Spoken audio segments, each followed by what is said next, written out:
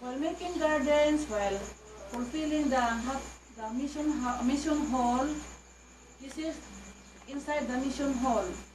I gather street children from Lingap Center and Paginhawaan Center, combined with the children of Mission House.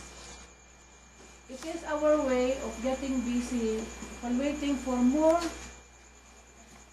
service under God's plan. This is a part of our charity work. Here is a picture wherein the Lingap boys, the Paginhawaan boys with our children of Mission House play together one occasion.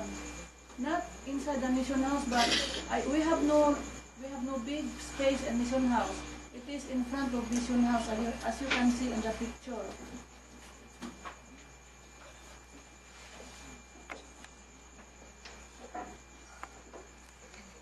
One day, while I was recalling Joseph's sufferings because he suffered in Bangkal, as what Mother said, Bangkal is B as in Bethany.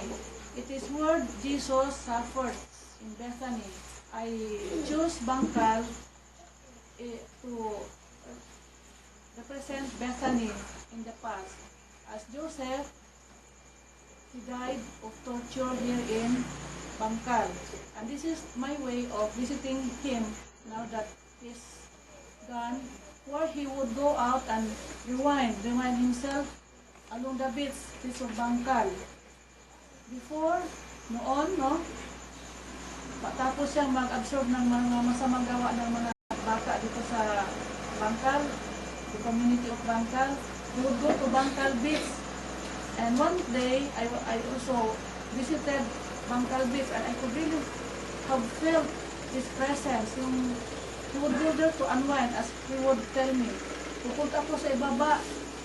Yun pala, mag-unwind. Yung manampiling lang, nagtanong ako kay Kari, anong ginagawa niyo doon? Sabi nga, sa Bisaya pa, maghinuktok lang, magnilay-nilay. One morning, Joseph said to me, malungkot ako na hindi ko mawari, hindi ko maintindihan.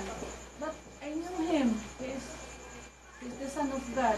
It is his way of yung parang not letting me know that he is really suffering. He was then absorbing the effects of marijuana, the effects of liquor, and one night, according to Mother, his barkada cut tiny pieces of hair and then put in the glass of liquor and let them drunk to Joseph. And that's how Joseph suffered. And I keep on massaging his breast back because he kept on coughing. That's how he absorbed.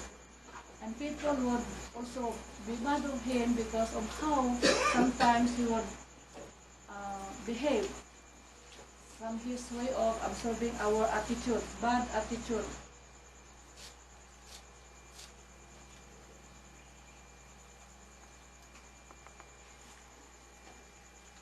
This is the last picture that I want you to show. As I have accepted the last part of my work, this is done by a Muslim. You know Sol and Musanif from Kidapawan, North Cotabato. I did not know that they did this. It was then that they presented it to me. It was done.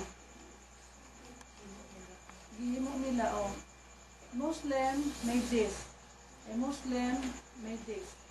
And I am a universal missionary.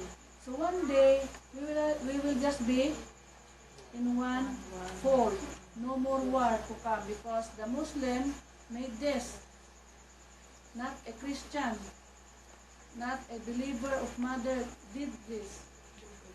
Muslim ang naghimo ni ini. I asked Saul, how did you do this? Camera trick, sabi niya. One time, they asked me for a copy of my solo picture, yung barefooted down. So, he made this one. This is a good sign to me. During 1994 pilgrimage of Saul and Mosanet.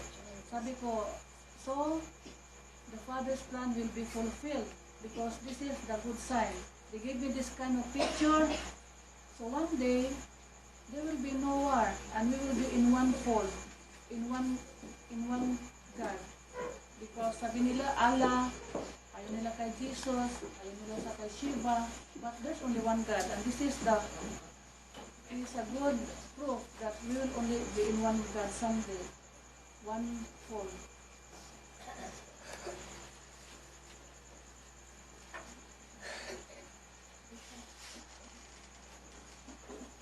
Before I will continue, let us just have some short talk lang. 5 minutes is alright. Mamaya na yan. Tawagin ko si, ang nauna na tawag si Roberta Bitang. Short talk lang Bitang, just to, if you, sa bagay, imo naman ginahimo.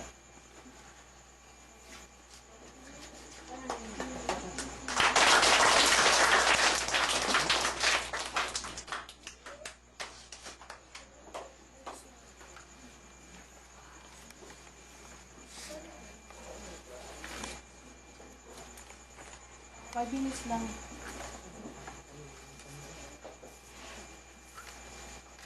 O may buntag ganyan yung tanan nga bisita ka ng adlaw. Nga kapila to ka year na moderna. So ano mo ron 31st. 31st. Sa lugar ni Adersel dire nga ni asa sa tuyo sa Bangkal. Kung gisgutan niya kaganing nga ikaduhang pagbalik sa atong Ginoo o si Jesus Joseph kanausa na nga mura o natuhog na nako bisan kinawahian ako po sa tanan ako lang kinirong kabaguhan sa giingunan Mama Sil kaganing nga kami dito sa bansalan nga daghan gyud tinuod nga mga inosente pa bahin ni mother mo angkon man ko anak. Klaro lang sa kanunay nga ako ra kanunay dili makatungha.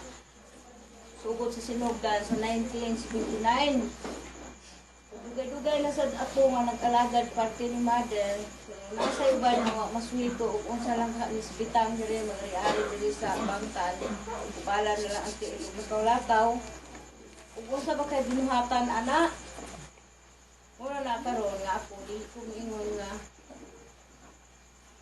ako nag-alagad kang mother, ako nagpasiuna nga ako hawod na sa tanan. Ug dili kitang tanan, ug kita nagtuo kang mother sa iyang mga milagro. Pareha siguro kitang tanan o gawas nga kita nagiinhan ay amahan. Parehas ni Gadi Father. Si Gadi Father, usa na ganihang nag-message sa ako ganihang kadlawon. Imbes mo mataon-ta ko, walang hapon ko kamata, kaya natulog pa ko. Usa naman nga katong gihisgutan ni Mama Sil karon nga bahay kubo.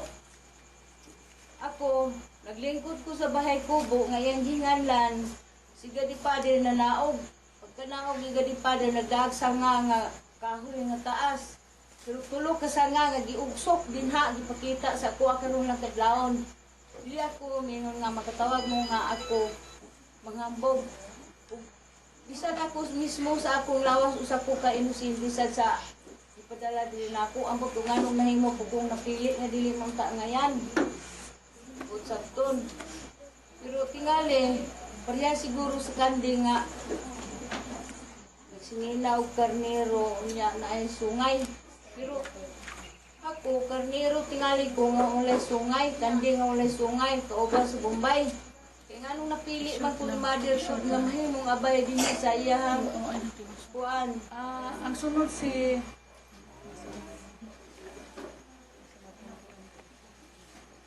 si Lourdes ba yun? Ikaw ba ito sunod? Lourdes. Pag-sunod na Lourdes si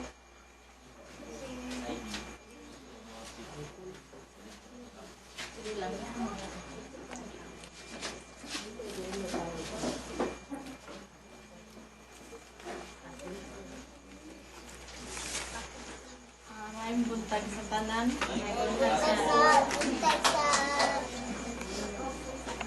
Nata karon sa 31 anniversary ni Mother, no? Ay pagkita nila ni Mother dito sa Manila o Mother Sylvia. Ug karon iyang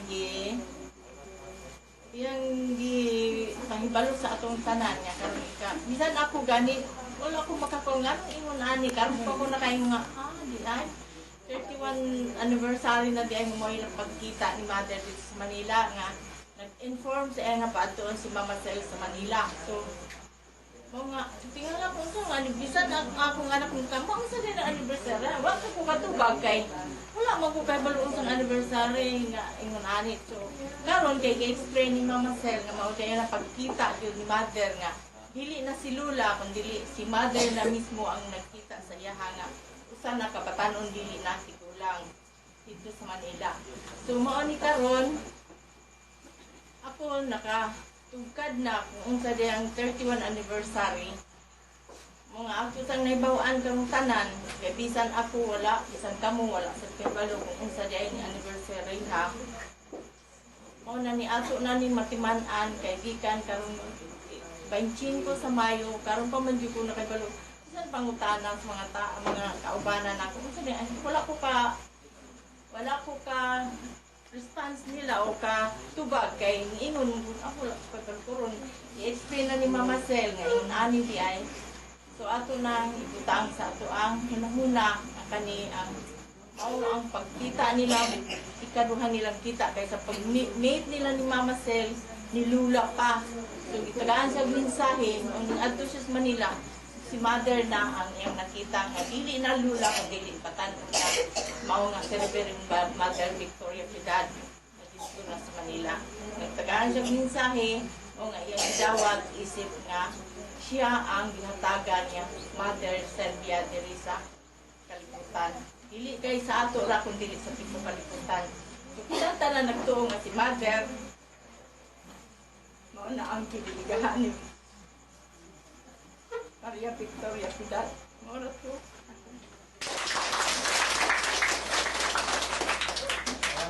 Ini either Leo or Priscilla.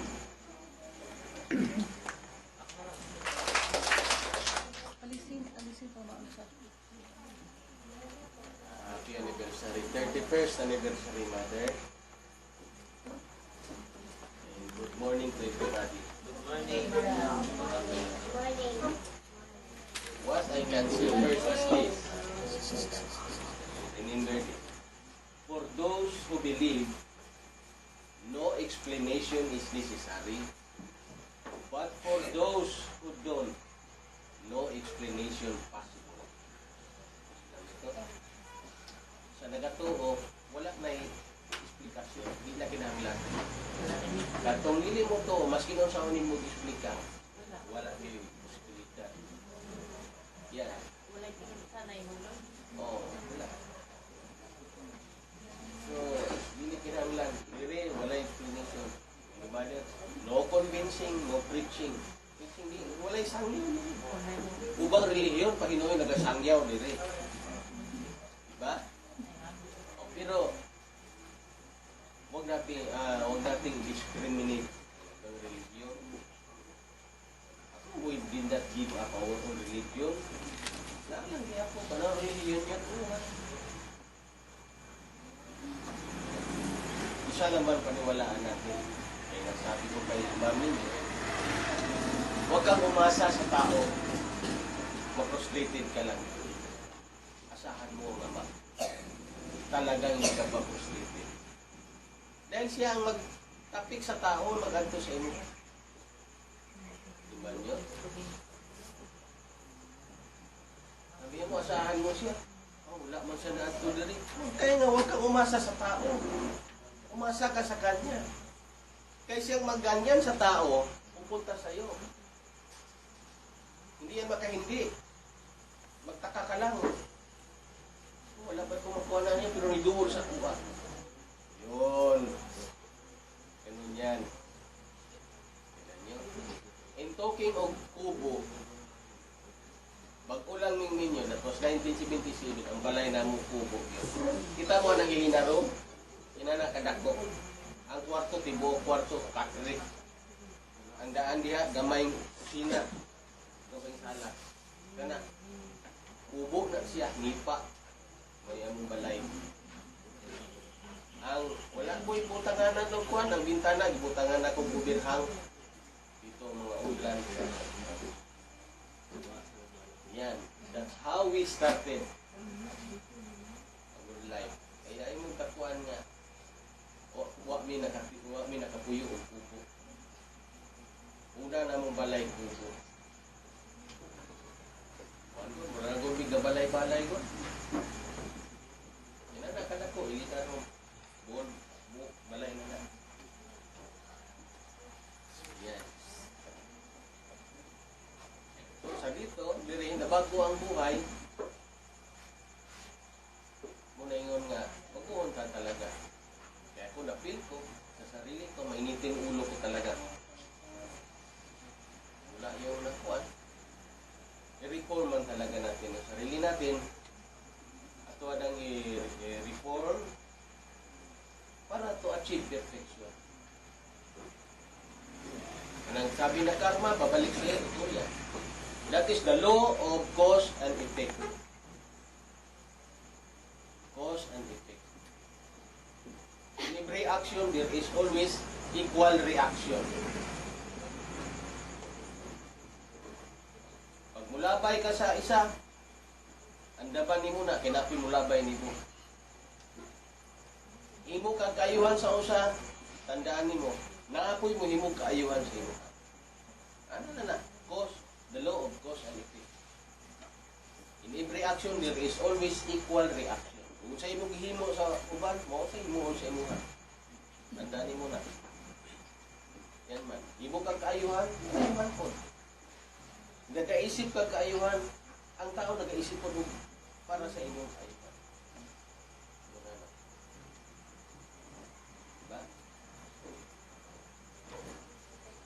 Ano na mo, mag-ating ka dito sa Osaka, gatherings, palagi ka nag-attend, hinumdumi po, pag ikaw na po na, daghan po na mo attend sa isa. Nana, yun na.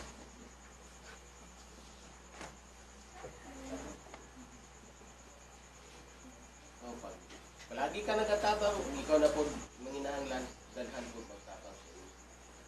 Yan lang, simple lang tayo. Hindi mo na lisod. Simple lang tayo ng mga happy anniversary sa kay mother. Masaya kayo nandito. Tipong-tipong tayo. Sana palagi pag may okasyon nandito tayo lahat. Good morning. Adelina. Adelina. Sa tanan, una sa tanan, happy anniversary Mama Sil, nag-uban ng Japon ni. Sila nakatuig. Nanapa man ng duha. Bata na Japon now. Hindi nga nila. Ako, nagpasalamat ko nga. Karoon na dyan po yung YMO. Kaya di ako gika ng YMO. Di ko nato nagkalimtan o sa tanan, ang atong gahom, ampo. Karoon panahon na ampo yun, ampo. Sa mga ito ampo, di ba ang Ginoo? Si Ama, di ba? Si Ama ato yung ampo, kung sa ito mga problema. E makita ni Sir Leo, na ikasulbaran ang tanan. Kaya nakanyatag ni Ama sa ito mga problema, nagisulbad. Di naman nayatag bulay sulbad. Kaya ang Ginoo, man na yun nga, tagatag problema kay aron kwaong na kayo ng kalibutan. Tagatag kayo, naroon ko na sa ito ng problema. Sa kuha na, problema tulo.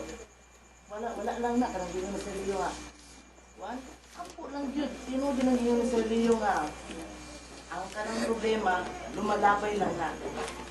Karon, ako, magiging magdahong nga, bata pa ko sa una. At karon, ako magdahong, karon pa ko nakasabot. Karon pa yung kuha na nga. Nakasabot nga nung na ako karon sa kilala ni Mama Sil. Ako minyo na gud ko. Wala ko, ako na sa una. Layo pa dyan kayo ko. Ako mga taon na, wala na ko nataw na dyan. Pero akong ginasamba, si Mare nagyapon.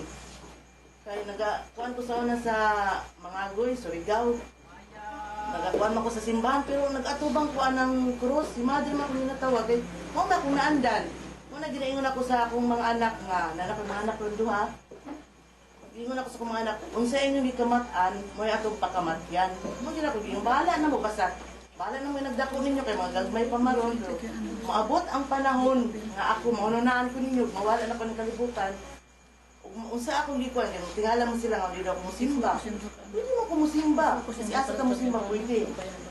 Pero sa nga nag akong gibarugan nga unsa akong pakamatyan, unsa akong gimataan, mao ako pakamatyan. Wa man ko lain gimataan.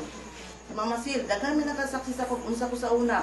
Bata pa ko sa una, ako sa kiliran Mama Sil. Wala ko ingon nga, na ko inahan, na magtukuinan pero murag kay di man kita magawas ang kalibutan wala inahan. Pero taas na kay istorya unsa akong inahan sa una.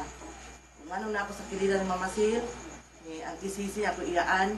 Mo ni silang duha ang akong giilang nga inaan o sa Mama Sil, Happy Mother's Day di ay belated. Uban sa akong auntie Happy Mother's Day. Muna, na akong bana si Ricardo. Muna, dili, wala, tingala po ko sa iya, wala sa inyo nga dagang istorya. Ingo nga, panit ilang mi, ako ginan, panit ilang mi. Wala siya libog, wala sa inyo nga, siguro, pagmatra ni Ama, kaya ano, tanan magipagbuti ang mga, tanan na, nga nata dili. Tanan nga nakasaksi ta sa anniversary ni Mama Sil. Tanan, bubutan niya mamona, tanan, panan ta saya, strong ka nang, bugot yun ako pagtuo saya.